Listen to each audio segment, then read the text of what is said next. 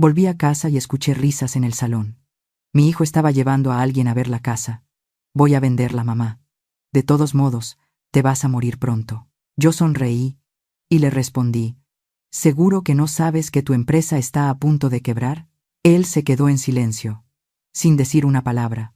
El silencio después de mis palabras no fue simplemente la ausencia de sonido. Fue el tipo de silencio que destrozó todos los sentimientos restantes. El señor Maldonado, el hombre de traje gris que mi hijo había traído, fue el primero en romper la sofocante atmósfera.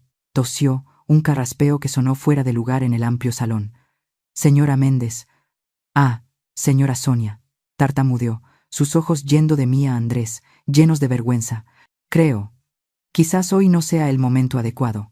Yo, con su permiso, deberían hablarlo más entre ustedes, madre e hijo. No respondí, solo asentí levemente. Maldonado se apresuró a recoger su maletín, saliendo rápidamente por la puerta como si huyera de la escena de un crimen.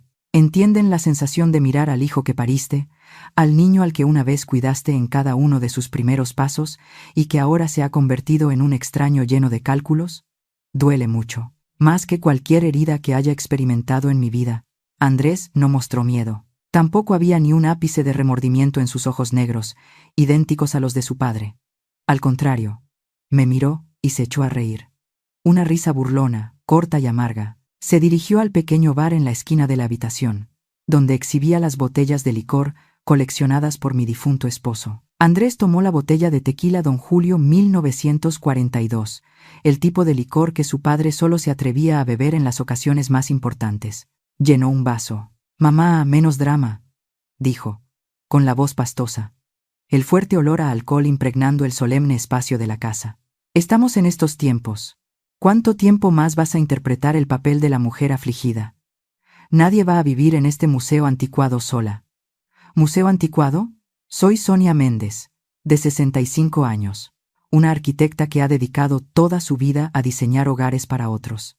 Pero para mí, ninguna obra es más grandiosa que esta casa.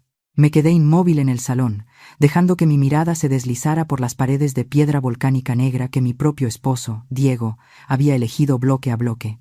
Esta casa está en el centro del distrito de Coyoacán. No es solo ladrillo y argamasa, es nuestro aliento. Hace 30 años, cuando Diego plantó esa bugambilla, me dijo, «Sonia, esta flor es como tú, espinosa, pero brillante y resistente. Protegerá nuestra casa».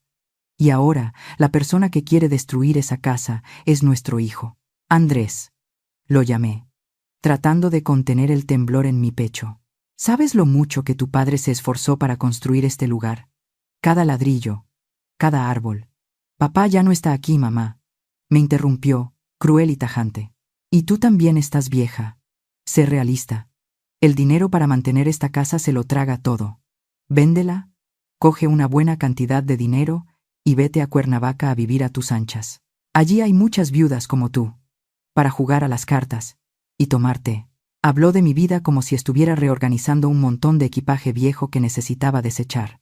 Lo miré a los ojos, buscando algo del niño de antes. Pero no quedaba nada. Solo avaricia y un frío cálculo. No iré a ninguna parte. Esta es mi casa. Andrés dejó el vaso de licor con fuerza sobre la mesa. El clic sonó como una declaración de guerra. Se acercó a mí, el olor a alcohol y perfume caro invadió mi nariz, causándome náuseas. Se inclinó y susurró, pero lo suficientemente alto como para que cada palabra se clavara en mi corazón como un clavo.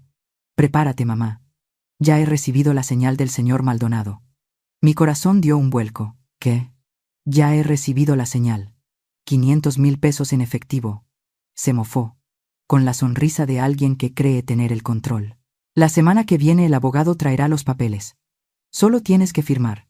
No me lo pongas difícil, mamá. Si no, verás de lo que es capaz tu hijo». Dejó la frase en el aire, pero la amenaza en sus ojos era más clara que nunca. No era la advertencia de un hijo, sino la declaración de un enemigo. Después de decir eso, se dio la vuelta y subió por la escalera de madera, sus pasos resonando con fuerza en cada escalón, como si quisiera pisotear la dignidad de la casa. Me quedé allí, desamparada, helada. ¿Alguien ha sido alguna vez arrinconado por su propia sangre? Esa sensación no es miedo. Al principio es parálisis. Luego es desmoronamiento. Pero luego, de entre los escombros de esa emoción, algo más comenzó a encenderse. Caminé lentamente hacia la chimenea, donde estaba la foto familiar en blanco y negro, tomada hace 20 años. Diego sonreía radiante, con el brazo alrededor de mi cintura, y el pequeño Andrés sentado en los hombros de su padre. ¿Qué se creía que era yo? ¿Una anciana chismosa que solo sabía regar flores e ir a misa? Estaba muy equivocado. Me sequé la lágrima que acababa de rodar por mi mejilla. Mi mirada se desvió de la foto al espacio vacío frente a mí, fría y decidida. De acuerdo, Andrés. Si quieres guerra, te la daré. 2 días después de aquella fatídica tarde, Andrés regresó a casa. Pero esta vez, no volvió solo. Bajó del coche con Elena, una chica que yo sabía vagamente que era modelo. Elena entró en mi casa no con la actitud de una invitada, sino con el aire arrogante de una futura dueña inspeccionando sus propiedades. Pasó junto a mí, como si yo fuera un fantasma invisible. Se dirigió directamente al centro de la habitación. Miró a su alrededor y se detuvo ante el jarrón de cerámica talavera azul y blanca, típico de la región de Puebla, que mi esposo había comprado para nuestro 10º aniversario de bodas. Este jarrón es muy anticuado, cariño, le dijo Elena a Andrés. Realmente parece de pueblo. Tíralo y reemplázalo con algo de cristal minimalista o metal para que sea moderno. A los compradores de casas de ahora les gusta el estilo minimalista, no estas cosas antiguas y aburridas. La sangre me hirvió. Caminé rápidamente, bloqueando su mano que estaba a punto de tocar el jarrón. ¿En esta casa?, dije, con la voz tensa, tratando de mantener la calma lo más posible. Nadie tiene permitido tocar las pertenencias del padre de Andrés, especialmente tú. Elena se detuvo, retiró la mano, pero su rostro no mostró ni un ápice de vergüenza o turbación. Se encogió de hombros, se volvió hacia Andrés y soltó una risa burlona, mirándome de reojo con desprecio. Tu madre es muy sensible, dijo, alargando las palabras. Solo estaba dando una sugerencia para ayudarte a vender por un precio más alto. Andrés no me defendió en absoluto.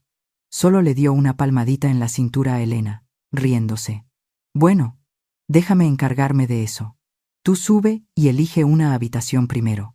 A la mañana siguiente, la operación de renovación que llamaron ellos comenzó de forma brutal. Andrés contrató a un equipo de obreros y el sonido de martillos, taladros y arrastre de muebles resonó con estrépito, rompiendo la tranquilidad habitual de la mansión de Coyoacán. Empezó a limpiar las reliquias de su padre para reorganizar el espacio, transformando esta casa llena de recuerdos vivos en una cáscara vacía y sin alma, como los apartamentos de muestra. Me quedé helada en un rincón del pasillo, viendo a mi hijo ordenar a los obreros que descolgaran de las paredes valiosas pinturas al óleo. Eran retratos familiares, paisajes mexicanos que Diego había coleccionado durante toda su vida. «Con cuidado», exclamé, al ver a un obrero golpear el marco de un cuadro contra la pared. «Llévenlos todos al almacén detrás del jardín», ordenó Andrés, ignorando mi queja. «Andrés, ¿estás loco?». Corrí a agarrarle la mano. «Ese almacén está húmedo, el tejado está sin reparar. La humedad dañará los lienzos, el moho corroerá las pinturas de tu padre en cuestión de días». Me apartó la mano, respondiendo fríamente. «Pues tú, encárgate de limpiar ese almacén. Necesito paredes vacías. Los compradores necesitan imaginarse su vida aquí, no mirar fijamente la cara de los muertos».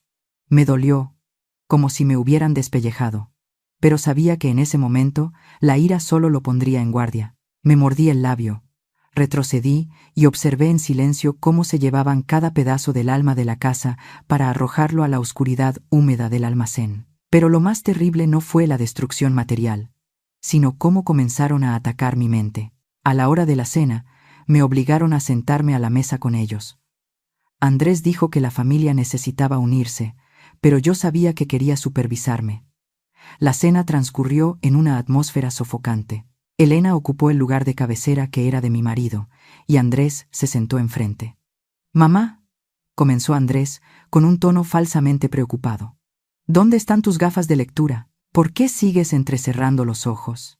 Me palpé el bolsillo de la chaqueta, donde siempre las llevaba, vacío. Claramente, antes de sentarme a la mesa, las había dejado justo al lado de mi plato. Las acabo de dejar aquí, murmuré, comenzando a buscar nerviosamente alrededor de mi asiento. Otra vez se te olvidó. Elena chasqueó la lengua, sacudiendo la cabeza con fastidio. Por la tarde la vi dejarlas olvidadas en el baño de la planta baja, creo. Imposible, repliqué. No he bajado a la planta baja en toda la tarde. Andrés se levantó y se dirigió a la nevera en la esquina de la cocina. Abrió la puerta del frigorífico y sacó mis gafas de lectura del compartimento de la nevera, dejándolas caer con un clac sobre la mesa frente a mí. Mamá, dejaste las gafas en la nevera, dijo, mirándome con una falsa compasión.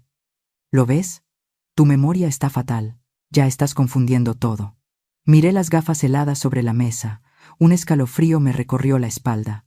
Nunca, absolutamente nunca, haría algo tan estúpido. Ellos las habían escondido. Miré los dos rostros jóvenes frente a mí. Un hijo que había criado y una extraña. Estaban coordinando perfectamente, uno lanzando y el otro atrapando, tejiendo una red invisible que me oprimía. No solo querían vender la casa, estaban tratando de construir un historial médico para mí. Querían demostrar que yo era una anciana incapacitada, senil, incapaz de tomar decisiones por mí misma. Quizás tengan razón. Levanté la vista, soltando una frase ligera, tratando de que mi mirada pareciera lo más cansada y confusa posible. Últimamente, me olvido mucho, en serio. Andrés y Elena intercambiaron una mirada triunfante. Creían que la presa había caído en la trampa, pero no sabían que yo solo estaba empezando a observar cómo funcionaba esa trampa para romperla desde dentro. Sabía que necesitaba acelerar mi plan de acción, y la oportunidad finalmente llegó. Aquel día, organizaron una fiesta suntuosa en casa, aprovechando que toda la casa estaba sumida en un sueño profundo después de una noche de borrachera. Me levanté en silencio. Caminé sigilosamente entre las botellas de alcohol esparcidas por el salón. Abrí suavemente la puerta trasera y me escabullí. Llamé a un taxi y le di discretamente la dirección del bufete del abogado Ricardo, cerca del Zócalo. El coche atravesó las calles vacías de la Ciudad de México al amanecer. Llegué justo cuando Ricardo abría su oficina.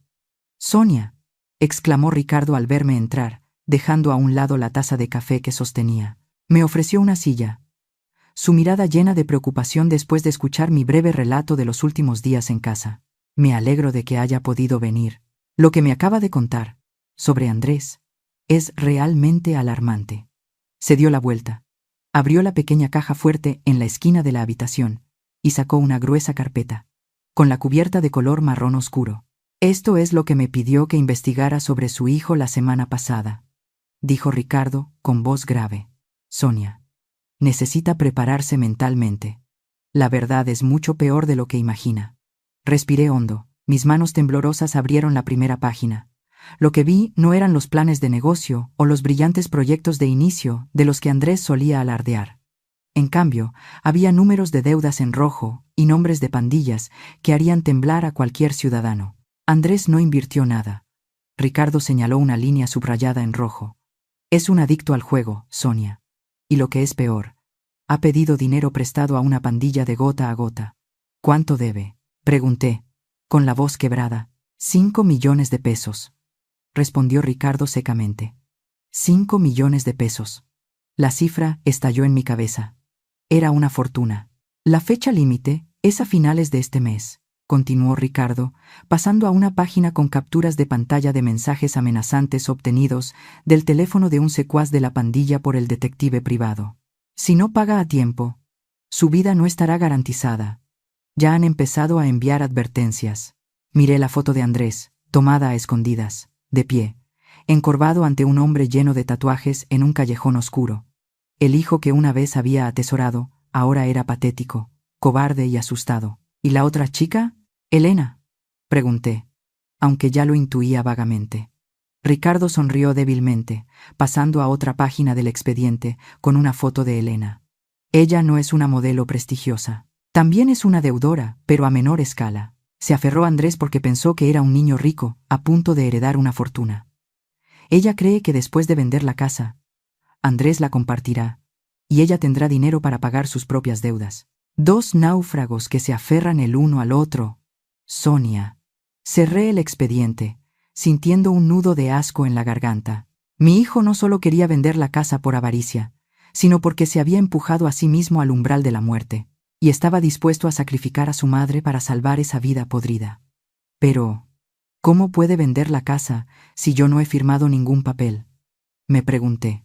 El título de propiedad sigue a mi nombre. Ricardo suspiró, empujando sus gafas por la nariz. Esa es la parte más peligrosa. Andrés está trabajando con un notario corrupto llamado Vargas. Es conocido en el gremio por falsificar documentos.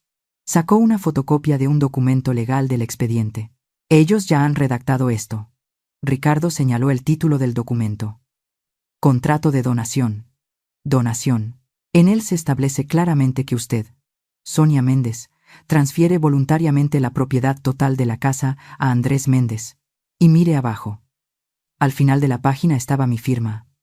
O más bien, una firma falsificada tan sofisticada que, si se miraba de pasada, incluso yo podría haberla confundido. Él pretende usar esto para poner la casa a su nombre primero, explicó Ricardo. Una vez que la casa esté a su nombre, la venderá inmediatamente al señor Maldonado. En ese momento, aunque usted lo denuncie, ya será demasiado tarde. Maldito bastardo, sisé, apretando el borde de la mesa. Sonia, escúcheme. Ricardo se inclinó hacia adelante tomando mi mano, con voz suplicante. Tenemos suficientes pruebas aquí. Papeles de deuda, expedientes falsificados. Le sugiero que denuncie a la policía inmediatamente.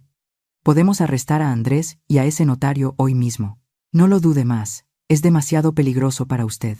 Miré directamente a los ojos de mi viejo amigo, luego negué, con la cabeza lenta pero firmemente. No, Ricardo. No llamaremos a la policía ahora. ¿Se ha vuelto loca? Ricardo abrió los ojos de par en par. Está a punto de venderla. Si llamamos a la policía ahora, dije, con voz extrañamente tranquila. ¿Será arrestado? Sí. Pero los acreedores de Gota a Gota no lo soltarán. La casa será sellada para investigación, incluso podrían incendiarla para intimidar. Y lo que es más importante, Andrés nunca aprenderá ninguna lección. Creerá que solo tuvo mala suerte. Me levanté, sosteniendo la carpeta firmemente contra mi pecho. Quiero que caiga, Ricardo. Que caiga muy fuerte, tan fuerte que sus huesos se disuelvan, sus sueños se hagan añicos. Tan fuerte que nunca más se atreva a levantarse para hacer el mal en su vida. ¿Qué piensa hacer?, preguntó Ricardo, con una mezcla de recelo y curiosidad. Jugaré con sus reglas. Sonreí fríamente.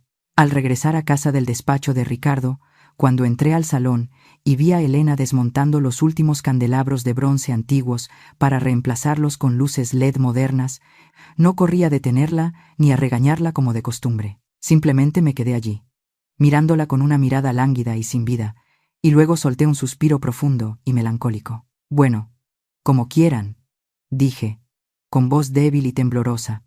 Estoy cansada. Ya no tengo fuerzas para conservar estas cosas viejas. Elena se quedó paralizada. Se volvió para mirarme con sorpresa, y luego le guiñó un ojo a Andrés, que estaba cerca. Los dos intercambiaron una mirada significativa, como si se hubieran quitado un peso enorme de encima. A la hora del almuerzo, comencé mi verdadera actuación. Sentada a la mesa, miré fijamente a Andrés durante mucho tiempo, con los ojos entrecerrados con una expresión vaga, y de repente sonreí, una sonrisa ingenua y patética. Diego. Lo llamé por el nombre de mi marido. ¿Has vuelto temprano hoy? ¿Cómo va la obra? Andrés se quedó paralizado, la cuchara de sopa suspendida en el aire. Frunció el ceño, con voz áspera. Mamá, soy Andrés. Ah, Andrés, murmuré, bajando la vista al tazón de sopa, con la mano temblorosa sosteniendo la cuchara, derramando sopa intencionadamente sobre el mantel. Lo siento, pensé. ¿Qué día es hoy, hijo? Miércoles, mamá, respondió secamente, con la impaciencia claramente visible en su rostro. 5 minutos después, volví a levantar la vista, con una mirada confusa. Andrés, ¿qué día es hoy, hijo? Elena se cubrió la boca y rió entre dientes, una risa clara, pero llena de una maliciosa satisfacción. Le dio un codazo a Andrés bajo la mesa. Pude ver claramente el triunfo en sus ojos. Creían que las dosis de veneno psicológico que me habían estado administrando durante tanto tiempo habían surtido efecto. Esa tarde, mientras yo estaba sentada adormilada en el sillón del porche, apareció Andrés. En sus manos llevaba una pila de papeles gruesos, un revoltijo de todo tipo de documentos. Se acercó y dejó caer la pila de papeles sobre la mesa de centro frente a mí con un plop, lo que me sobresaltó y me despertó. «Mamá», dijo con prisa, extendiendo un bolígrafo, «firma esto rápido. Las facturas de electricidad, agua, internet, ya las han enviado para cortarlas todas. Necesito tu firma para ir a pagar». Miré la pila de papeles.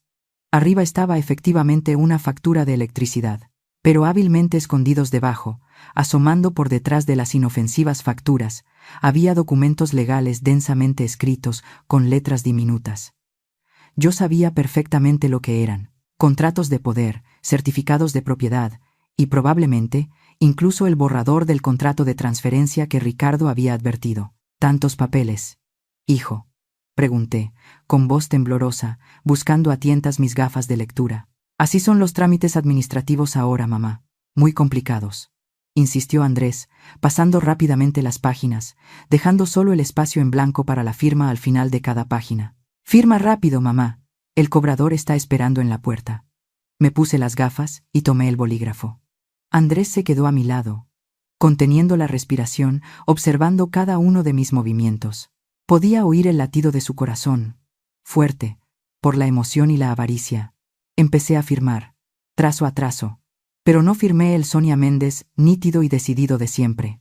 Intencionadamente alargué el trazo horizontal de la T, olvidé el punto de la I, e hice que la parte final de la firma se curvara de forma inusual. Era una firma que a primera vista se parecía mucho, pero si se comparaba con la muestra de mi firma registrada en el banco y la agencia tributaria durante los últimos 30 años, era una falsificación, errónea en los trazos. Me arrebató la pila de papeles en cuanto solté el bolígrafo, revisando rápidamente si había suficientes firmas sin molestarse en examinar su forma. «Listo. Muy bien», sonrió de oreja a oreja, dándome una palmada informal en el hombro.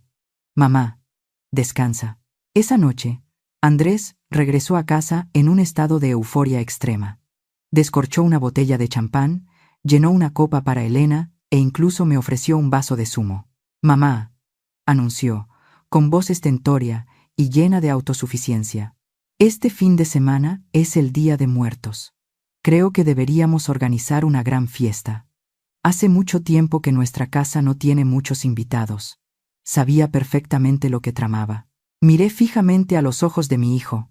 En el fondo de sus ojos no había rastro de sus antepasados, solo la sombra de dinero manchado. «Está bien», sonreí. Andrés se echó a reír, sin prestar atención a la frialdad de mis palabras. Levantó la copa. «Genial. Seguro que mis abuelos estarán muy orgullosos de verme a cargo de esta familia». Él no lo entendía. Nunca entendería que, en nuestra cultura, el castigo más temible no viene de los vivos, sino del juicio de los espíritus cuando el honor familiar es pisoteado. Y esa noche de fiesta sería su juicio. Esa noche, nuestra casa brillaba y lucía más espléndida que nunca, pero el ambiente estaba impregnado de un sabor a falsedad y muerte. Los invitados comenzaron a llegar en masa. En su mayoría eran los amigos juerguistas de Andrés y Elena, gente ruidosa con copas de vino en la mano, a quienes no les importaba en absoluto el significado de la festividad. Entre la multitud heterogénea se encontraba el señor Maldonado, el comprador de la casa, paseando con la expresión de satisfacción de quien está a punto de hacer un buen negocio. Y en un rincón apartado, el notario corrupto susurraba con Andrés, aferrado a su maletín de cuero gastado. Yo también había arreglado discretamente para que Ricardo estuviera presente en la fiesta. Andrés iba vestido inusualmente elegante esa noche. Llevaba un costoso traje negro a medida, el pelo peinado hacia atrás y brillante. Sostenía una copa de champán, moviéndose entre la multitud con una sonrisa constante en los labios, con la arrogancia de un gran señor. Puso el brazo sobre el hombro del señor Maldonado, lo llevó a dar una vuelta por el patio interior, con voz estentórea, presentándolo a todos. «Señoras y señores, por favor, alcen sus copas para brindar por el señor Maldonado. A partir de la próxima semana, él será el nuevo propietario, el heredero de este maravilloso legado de la familia Méndez». Un estruendoso aplauso resonó, y el señor Maldonado asintió repetidamente, sonriendo con orgullo. Cuando el reloj marcó las 9 de la noche, Andrés subió al escalón más alto de la fuente del patio interior y aplaudió para que todos guardaran silencio. La música se detuvo por completo. Todas las miradas se dirigieron hacia él. «Amigos», dijo Andrés con voz clara, mirando de reojo hacia donde yo estaba sentada, encogida en una silla de madera en un rincón del patio. «Hoy es un día importante. Mi madre, la señora Sonia, ha accedido a transferirme la administración de esta casa para que pueda disfrutar de su vejez. Y aquí mismo, con la presencia de todos ustedes y del notario, finalizaremos los últimos trámites». El notario se acercó y colocó un papel sobre una pequeña mesa de madera que ya estaba preparada en el centro del patio. Andrés me hizo una señal, con un tono dulce pero lleno de altivez. «Mamá, suba aquí». Como su mano últimamente tiembla demasiado para firmar, el abogado dice que solo necesita poner su huella dactilar aquí y listo. Es muy sencillo, solo tiene que presionar el pulgar. Me levanté.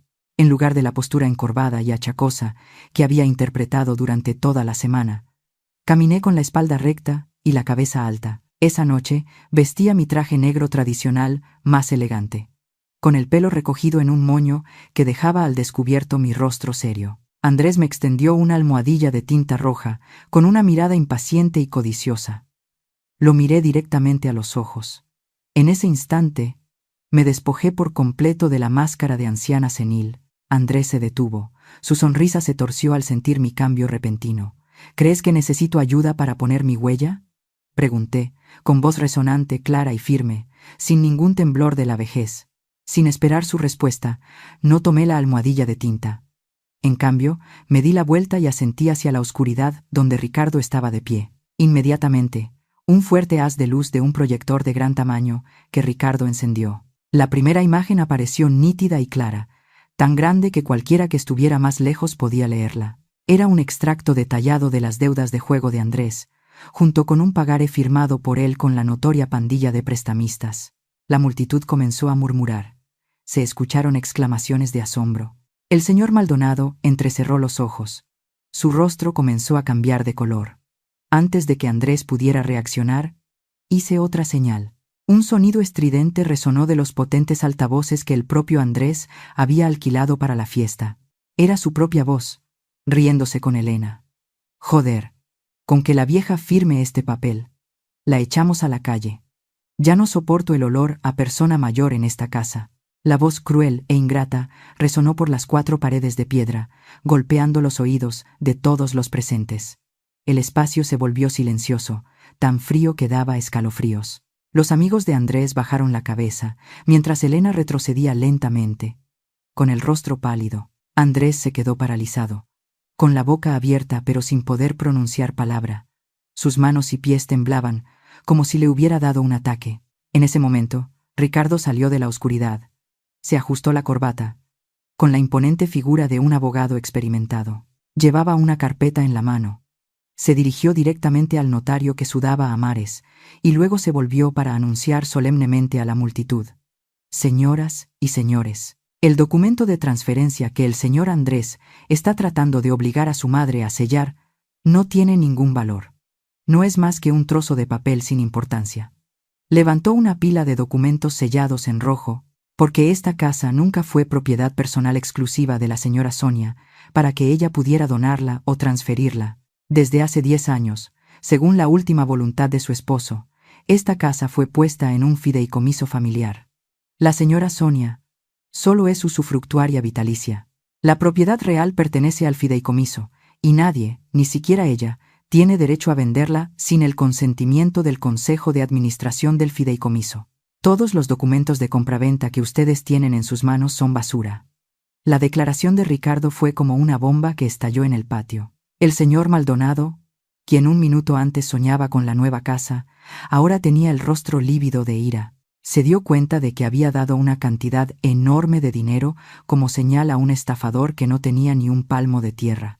Se abalanzó, agarró el costoso cuello del traje de Andrés y rugió. «Maldito bastardo. ¿Te atreves a estafarme? ¿Dónde está mi dinero? Devuélveme los 500,000 pesos ahora mismo». El notario corrupto, al ver que la situación se desmoronaba, intentó escabullirse por la puerta trasera para escapar. pero 2 guardias corpulentos que Ricardo había contratado ya estaban allí bloqueando el paso, con los brazos cruzados, empujándolo fríamente de vuelta al centro del círculo. Andrés estaba allí, en el ojo de la tormenta que él mismo había creado. Su elegante traje ahora estaba arrugado bajo la mano iracunda del señor Maldonado. Su rostro estaba pálido, sus ojos giraban en desesperación buscando una salida. Pero todo lo que veía era el desprecio de la multitud y las pruebas incriminatorias proyectadas en la pared. Me quedé inmóvil, observando la caótica escena con el corazón herido, pero el rostro sin expresión alguna. Andrés me miró. Una súplica desesperada por ayuda apareció por primera vez en sus ojos después de tantos días de arrogancia. Pero yo solo lo miré, fría y distante como si fuera un extraño.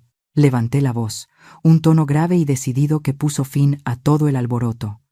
La fiesta ha terminado. El rugido de los motores de los coches y el caos de los pasos se fueron apagando, dejando el patio interior en un silencio mortal y helado. Los invitados que Andrés había convocado para presenciar su momento de gloria huyeron en desbandada, como abejas cuyo panal ha sido destrozado, en cuanto la verdad salió a la luz. Murmuraban, señalaban, y la mirada hacia mi hijo ya no era de falsa admiración, sino de puro desprecio hacia un estafador desenmascarado. El señor Maldonado fue el último en irse, pero no lo hizo en silencio. Con el rostro rojo de ira, se abalanzó sobre el cuello de la arrugada chaqueta de Andrés. Acercó su cara a la suya y le gritó, salpicándole la saliva por la incontrolable furia. «Escúchame bien, mocoso. No me importa de dónde saques el dinero, pero si mañana por la mañana no veo los 500,000 pesos de la señal en mi cuenta, iré directamente a la comisaría de policía criminal. El delito de estafa por esta cantidad es suficiente para que te pudras en la cárcel. ¿Entiendes?».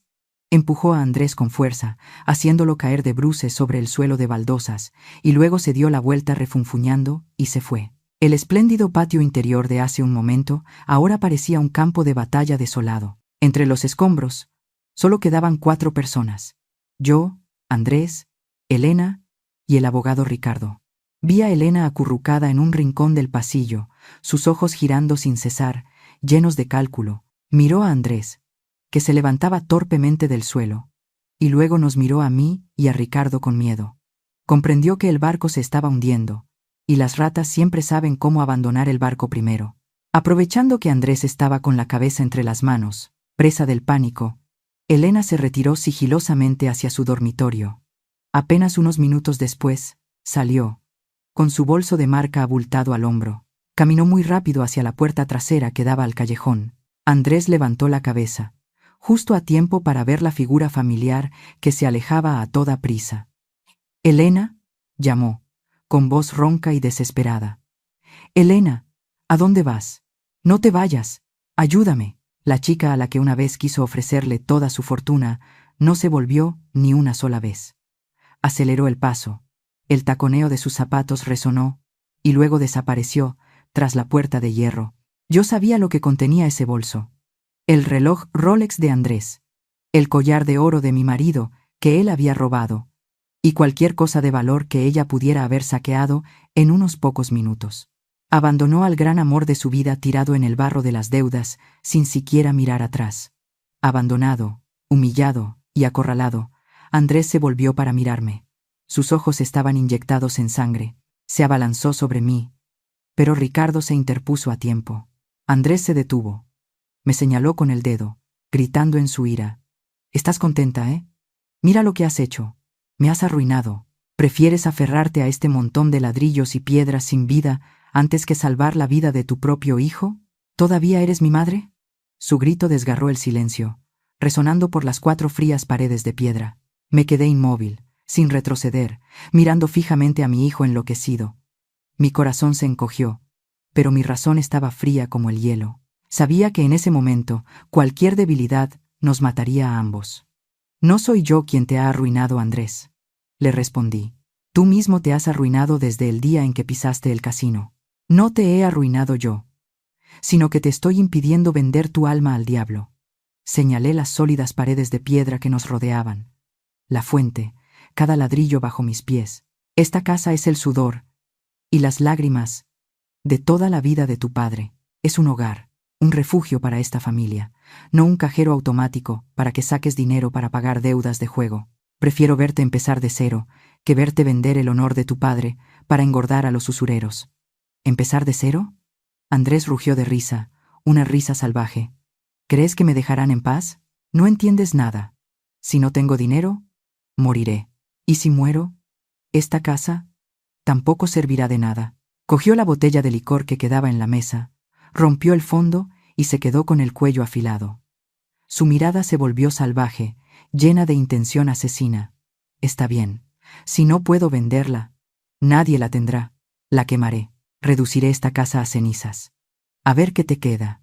Se dio la vuelta, dispuesto a abalanzarse sobre las pesadas cortinas de terciopelo, mientras con la otra mano buscaba el mechero en el bolsillo de sus pantalones. La locura se había apoderado por completo de su razón. «¡Guardias!», gritó el abogado Ricardo, haciendo una señal decidida. Inmediatamente, 2 hombres corpulentos vestidos de negro, que habían estado vigilando en la esquina del patio desde el principio de la fiesta, se abalanzaron. Actuaron de forma rápida y profesional. Lo arrastraron fuera de la zona del salón, lo hicieron sentar en un banco de piedra junto a la puerta principal para garantizar mi seguridad absoluta. Me quedé allí, inmóvil, viendo a mi hijo ser sometido como un criminal en su propia casa. Las lágrimas querían brotar, pero me las tragué.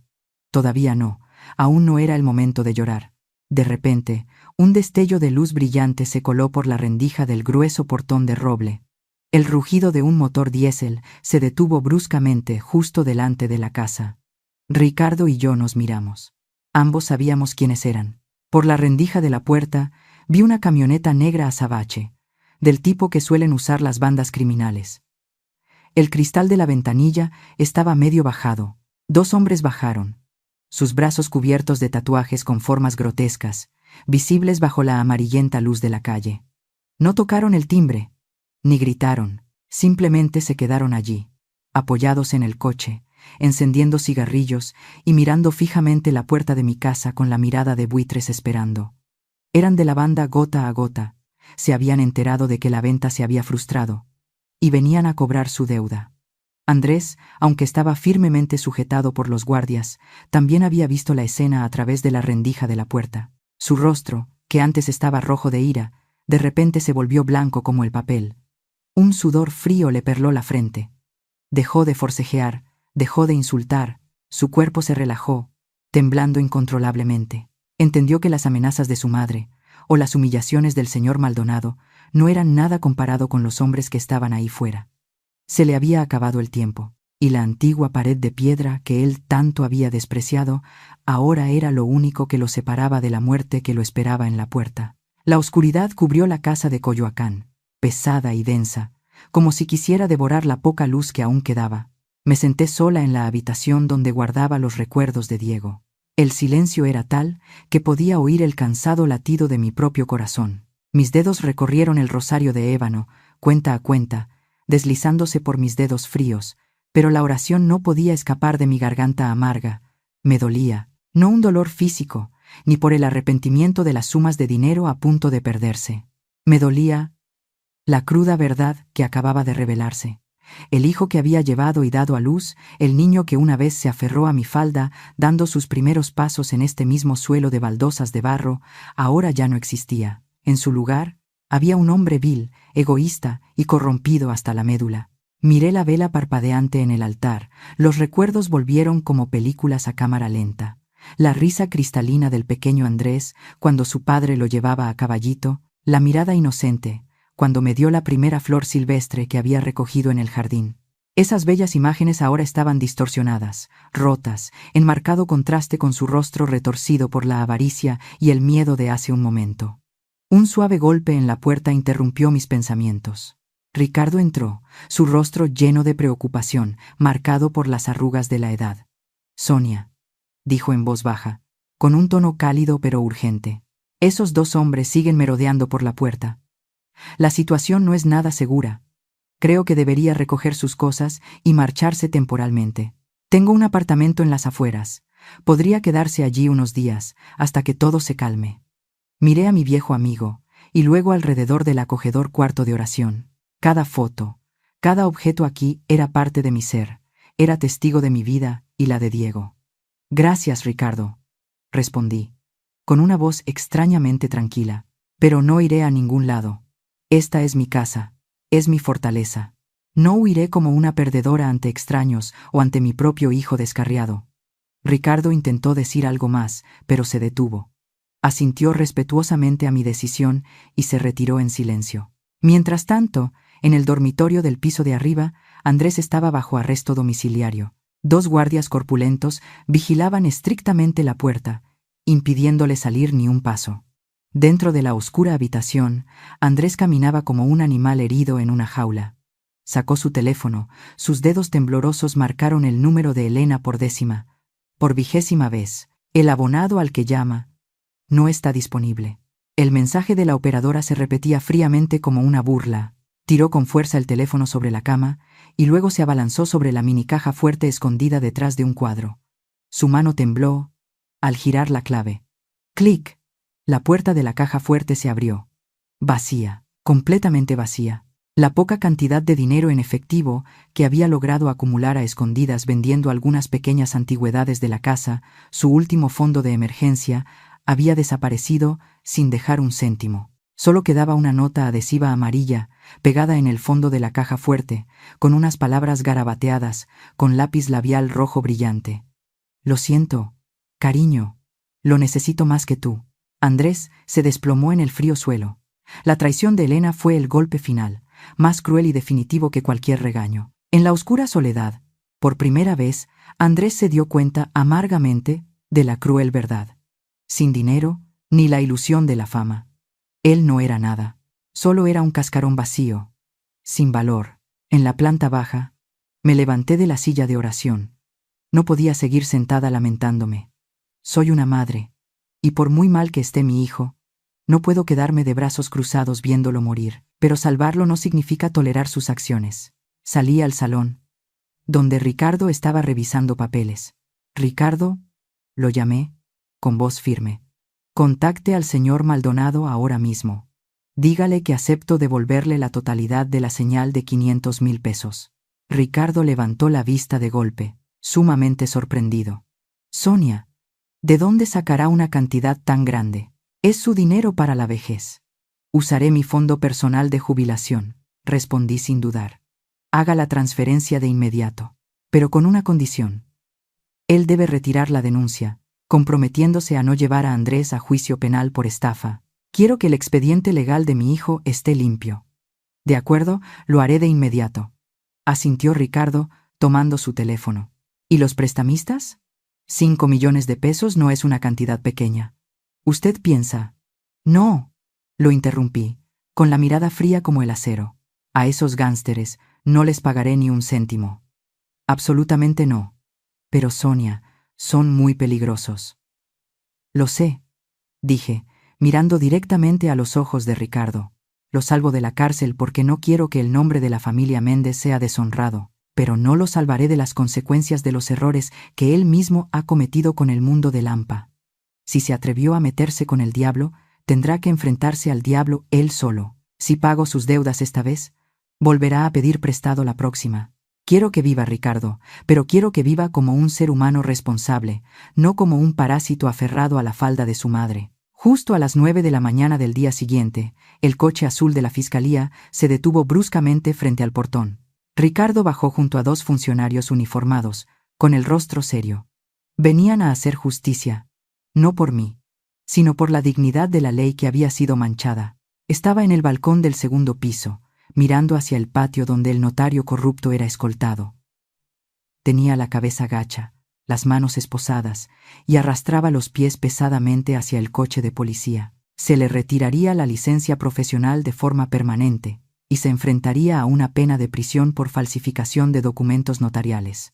El último camino arriesgado de Andrés, el podrido salvavidas al que se aferraba para legitimar el robo de mi propiedad, había sido cortado por completo. A partir de ahora, ningún notario de esta ciudad se atrevería a involucrarse con el nombre de Andrés Méndez. Después de despedir a la comitiva de la fiscalía, Ricardo volvió a entrar en la casa, con una delgada carpeta en la mano, pero cuyo peso era de 1000 kilos. Se dirigió directamente al salón, donde Andrés estaba sentado aturdido, con los ojos hundidos después de una noche en vela de miedo. «Andrés», llamó Ricardo, con voz fría y decidida. Dejó el papel sellado en rojo sobre la mesa de cristal frente a él. «Esta es la orden de restricción y desalojo que el tribunal acaba de emitir esta mañana. Basándose en su comportamiento de amenazar con incendiar la casa y poner en peligro la vida de la señora Sonia anoche, usted pierde oficialmente el derecho de residencia aquí». Andrés levantó la cabeza de golpe, con los ojos abiertos de horror. Agarró el papel, leyéndolo vorazmente como si no pudiera creer lo que veía. «¿Desalojado? ¿Prohibido el contacto?», tartamudeó, con la voz temblorosa. Pero esta es mi casa. Nací aquí. Esta es la casa de la señora Sonia». Ricardo endureció su voz. «Y usted acaba de perder el derecho a poner un pie en esta casa. Tiene 30 minutos para recoger sus pertenencias personales y marcharse de aquí de inmediato». Bajé las escaleras y me detuve frente a mi único hijo. «Mamá». Andrés se abalanzó para tomar mi mano, pero Ricardo lo detuvo. «Mamá, por favor, no me hagas esto. Entrega todas las llaves de la casa», ordené, extendiendo mi mano frente a él. «La tarjeta de crédito adicional que te di. Y también las llaves del coche. Ese coche está a nombre de la empresa familiar, no es tuyo personal». Andrés se quedó paralizado, con la boca abierta. Se palpó el cuerpo, sacó el llavero y la cartera de cuero cara. Sus manos temblorosas colocaron cada cosa en mi palma. «Mamá, ¿me echas a la calle sin nada?», gritó. Las lágrimas comenzaron a brotar, no por arrepentimiento sino por un miedo extremo. «Sabes que me están esperando ahí fuera. Los gota a gota no me perdonarán.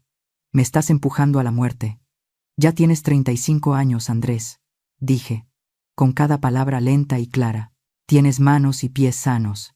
Tienes un título universitario con honores por el que tus padres invirtieron mucho dinero para que lo obtuvieras. Úsalos para vivir. Usa tu mente y tu fuerza para ganar dinero y pagar tus deudas.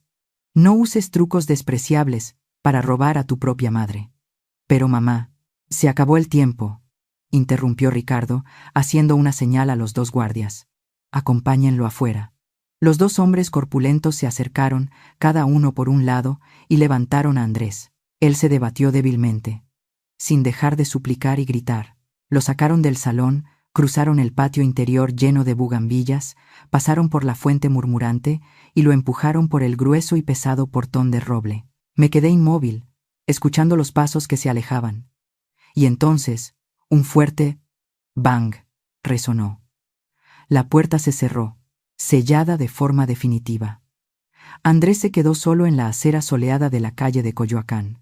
Solo llevaba la ropa arrugada de la noche anterior y una pequeña bolsa con algunas pertenencias. Por primera vez en su vida, estaba lleno como el niño rico de la prestigiosa familia Méndez, protegido por altos muros y puertas cerradas. Ahora era un indigente, sin blanca y solo en la dura corriente de la vida. A poca distancia, el motor de un coche arrancó con un ronroneo. Las camionetas negras de los cobradores, que habían estado esperando en silencio como buitres, comenzaron a rodar lentamente. Habían visto a su presa ser expulsada de su guarida segura. Comenzaron a seguirlo desde lejos, pacientes y despiadados. La verdadera caza acababa de comenzar.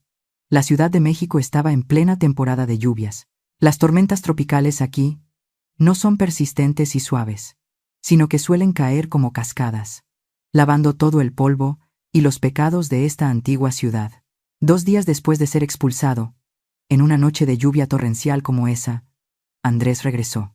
Estaba sentado en el salón, con los ojos fijos en la pantalla de la cámara de seguridad colocada en la mesita de centro. A través de la borrosa pantalla blanca de la lluvia, vi una silueta vacilante aparecer frente al portón. Era él. Ya no llevaba el traje elegante, ni la arrogancia del joven amo rico. Andrés ahora estaba destrozado como un perro callejero apaleado. Su ropa estaba hecha jirones, cubierta de barro. Bajo la amarillenta luz de la calle que se filtraba a través de la lluvia, vi claramente su rostro hinchado, amoratado, un ojo incapaz de abrirse. Eran las huellas de los puñetazos, la advertencia brutal de los cobradores de gota a gota. No se atrevió a tocar el timbre, tampoco se atrevió a golpear la puerta y gritar como otras veces. Simplemente se arrodilló en silencio ante el grueso portón de roble, ahora cerrado con llave. Sus rodillas se hundieron en el charco de barro helado, su cabeza caía sobre su pecho, todo su cuerpo temblaba a sacudidas bajo la lluvia torrencial. Esa imagen me saló el corazón. Me llevé la mano a la boca para ahogar un sollozo. Hiciese lo que hiciese, seguía siendo parte de mí. Respiré hondo, conteniendo las lágrimas que amenazaban con brotar. Luego tomé el teléfono y marqué el número de Ricardo. Mis manos temblaban tanto que casi se me cae el aparato. «Ricardo», dije, con la voz quebrada por la emoción. «Ha vuelto. Prepara el plan B de inmediato». 5 minutos después, me puse mi impermeable negro, cogí mi paraguas de mango largo y salí al patio. Abrí la pequeña puerta lateral. El chirrido oxidado de las bisagras se ahogó en el estruendo de la lluvia. Salí a la acera, paraguas en mano, y miré a mi hijo arrodillado a mis pies. La lluvia me golpeaba la cara, escociéndome. Andrés me miró. Sus ojos hinchados brillaban con una súplica extrema, la mirada de alguien que ha llegado al final del camino. Intentó extenderme la mano para agarrar el dobladillo de mi ropa, pero se retractó, quizás por vergüenza, quizás por miedo. No me agaché para ayudarlo a levantarse, no lo abracé ni lo consolé como cuando era pequeño. En cambio, saqué de mi bolsillo un sobre de plástico grueso, impermeable, y lo lancé directamente al charco de barro frente a él. El sobre cayó con un chapoteo, salpicando agua en su rostro magullado. «Tómalo», ordené, mi voz fría mezclada con el retumbar del trueno. Andrés temblorosamente recogió el sobre. Sus manos sucias de barro mancharon la capa de plástico transparente. Lo abrió. Dentro había lo que en ese momento decidía su vida. Un billete de autobús de clase económica, solo de ida a Chiapas, con salida al amanecer de hoy. Un trozo de papel, con una dirección garabateada. Y una pila de billetes de baja denominación, apenas suficientes para comer frugalmente durante los 3 días de viaje. «Mamá», susurró, con voz ronca. «¿Chiapas? Pero, ¿qué voy a hacer allí, aquí?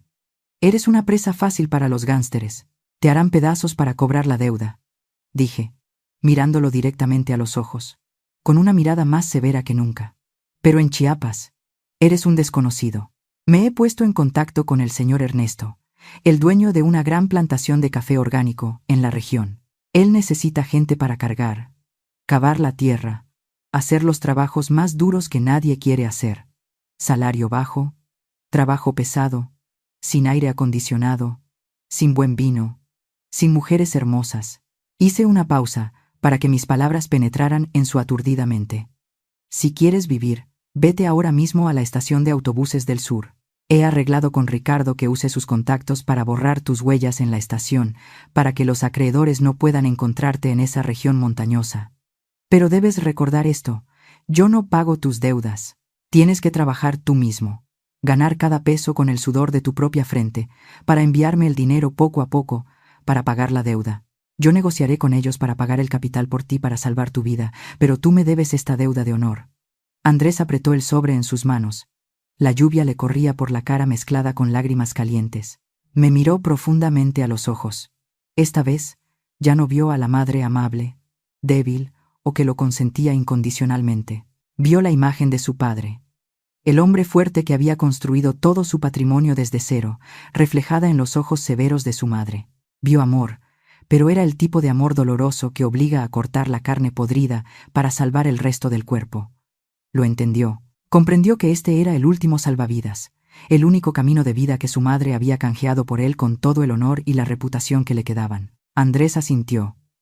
El asentimiento más fuerte y decidido que le había visto en años. Apoyó las manos en el suelo, se levantó con dificultad, tambaleándose por el agotamiento, pero sus pies ya empezaban a afirmarse. Ya no pronunció palabras vacías de agradecimiento. Simplemente me hizo una profunda reverencia, una reverencia llena de respeto y remordimiento. Luego se dio la vuelta, se subió el cuello de su chaqueta harapienta y se perdió en la lluvia oscura, dirigiéndose hacia la estación de autobuses, dejando atrás la cálida casa de Coyoacán a la que ya no merecía entrar. Me quedé allí, viendo la figura vacilante de mi hijo hasta que desapareció por completo. Y solo entonces mis lágrimas brotaron, amargas y calientes, mezclándose con la lluvia purificadora de la ciudad. Han pasado 3 años desde aquella fatídica noche de tormenta. El tiempo en el antiguo barrio de Coyoacán parece transcurrir más lento que en otros lugares, suavizando delicadamente las cicatrices invisibles que las tormentas de la vida habían dejado en los muros de piedra. Me quedé en el patio interior, respirando hondo el aroma de la tierra húmeda y las flores.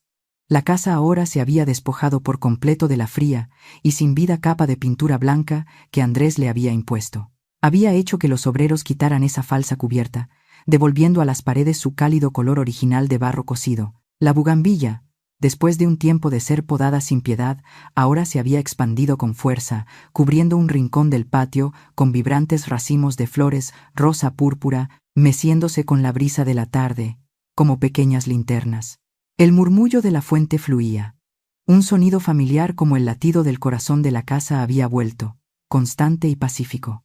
«Señora Sonia, mire, ¿este color se parece al de la pared de su casa?». La voz aguda de un niño me devolvió a la realidad. Sonreí, agachándome para mirar el cuadro de acuarela borroso del niño vecino. «Casi se parece, Pablo». Le acaricié la cabeza al niño. «Un poco más de naranja y será más cálido».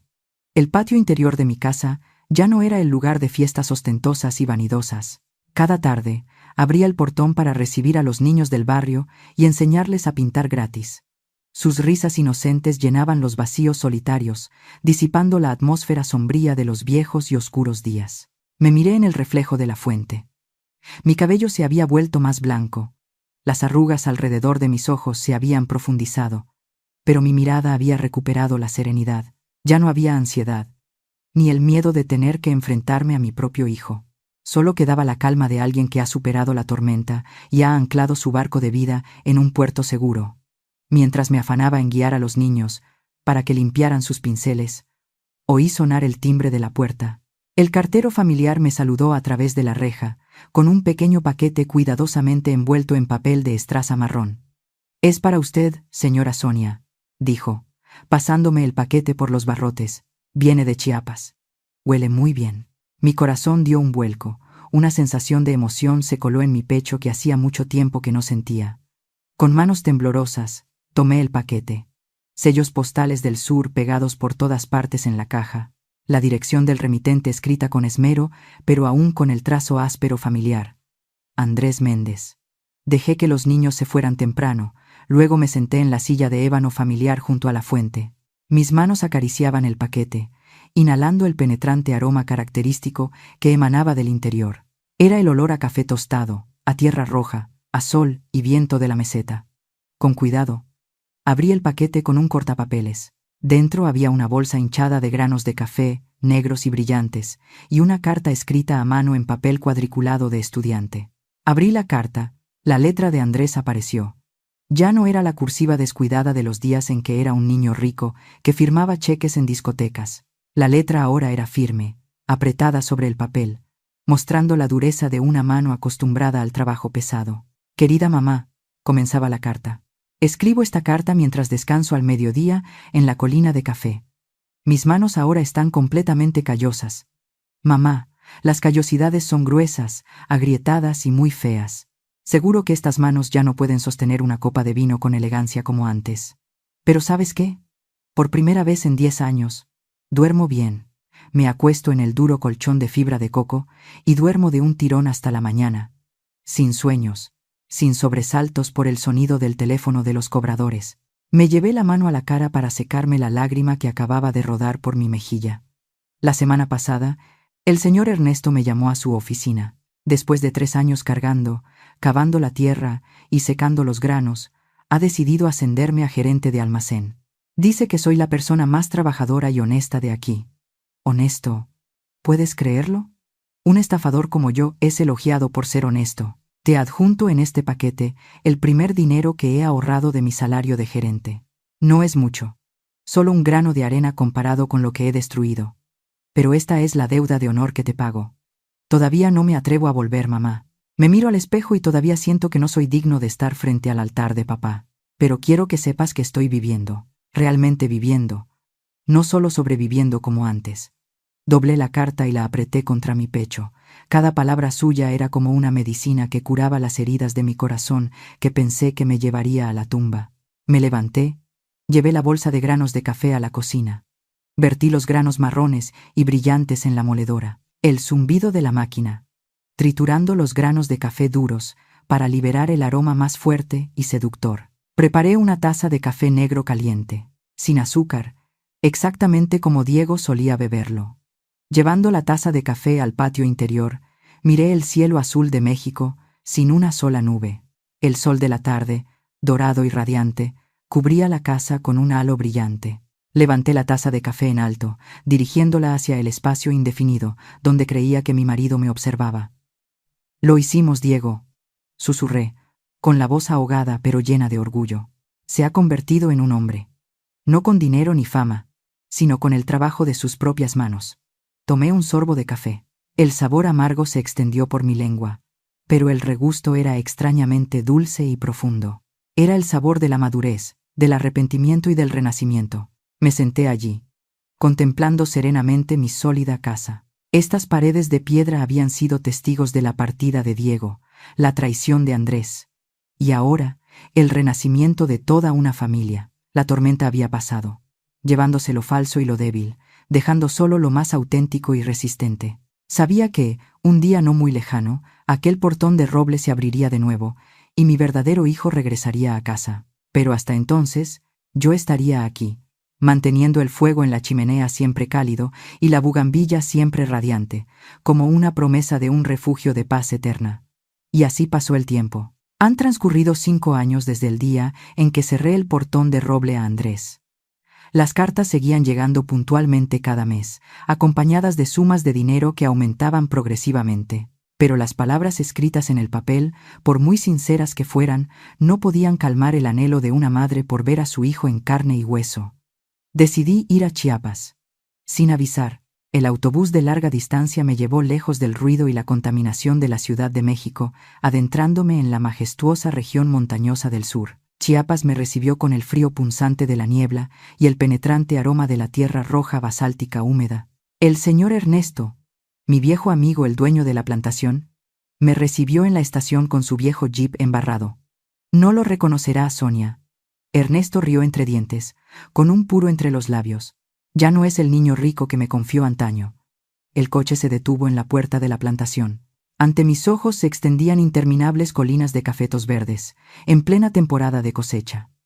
Los trabajadores se afanaban, cargando pesados sacos desde las colinas hasta el almacén de acopio. Ernesto señaló a un hombre que estaba en medio de la multitud, con un cuaderno en la mano, el sudor empapando la espalda de su camisa descolorida. Era Andrés.